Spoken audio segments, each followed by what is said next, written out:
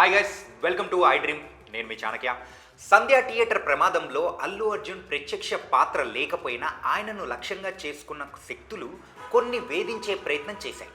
కానీ తను మాత్రం చట్టం న్యాయం మీద విశ్వాసంతో సాగారు. ప్రస్తుతం అవే ఆయనకు అండగా నిలబడ్డాయి. తన నేరం లేదని తేల్చాయి. ప్రత్యక్ష పాత్ర లేకుండా అల్లు అర్జున్ని బద్నం చేయాలన్న శక్తుల్ని అడ్డుకునేలా తాజాగా తీర్పులు కనిపిస్తున్నాయి.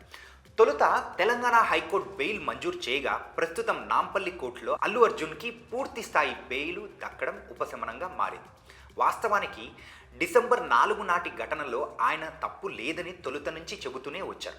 చెయ్యని నేరానికి శిక్ష వేస్తున్నారంటూ వాపోయారు. అయినా కానీ ఆయన ఎదుగుదలను, జాతీయ స్థాయిలో దక్కుతున్న గుర్తింపును సహించలేని శక్తుల పన్నాగాలతో అల్లు అర్జున్ ఇక్కట్లు ఎదుర్కొన్నారు.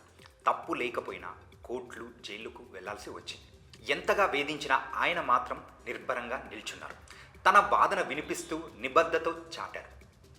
చివరకు అదే ఆయనకు శ్రీరామ రక్షగా మారింది. చట్టం మీద ఉంచిన విశ్వాసం తోడ్పడింది. తొక్కిసలాట జరగడానికి తగినంత భద్రత లేకపోవడమే కారణమని అందరికీ అర్థమవుతుంది. కానీ దానిని పక్కదారి పట్టించేలా యంత్రాంగం వైఫల్యాన్ని సినిమా చూసేందుకు వచ్చిన హీరో మీదికి నెట్టిన వైనం స్పష్టమవుతుంది. ఇప్పటికే ఎన్హెచ్ఆర్సీ నుంచి తెలంగాణ హైకోర్టు వరకు అలాంటి వ్యాఖ్యలే చేశాయి. సినిమా చూసేందుకు రావడం ప్రాథమిక హక్కు. సెలబ్రిటీ అయినంత మాత్రాన దానిని అడ్డుకోగలమా అంటూ కోర్టులు కూడా ప్రశ్నించడాన్ని బట్టి అల్లు అర్జున్ తప్పు లేదని తేలిపోతుంది. పైగా తను గడిచిన 3 దశాబ్దాలుగా అనేక సినిమాలు ఆ థియేటర్లో చూసిన అనుభవం ఉంది. అయినప్పటికీ ఈసారి జరిగిన తమ వైఫల్యం పోలీసులు బన్నీ మీదికి బనాయించే ప్రయత్నం చేసినట్టు కోర్టు వ్యాఖ్యానాలు చాటుతున్నాయి. ఎన్హెచ్ఆర్సీ నోటీసులు చెబుతున్నాయి. అల్లు అర్జున్ మీద, ఆయన వ్యక్తిత్వం మీద దాడికి ప్రయత్నించిన వారందరికీ తాజా తీర్పులు చెంపపెట్టుగా మారాయి.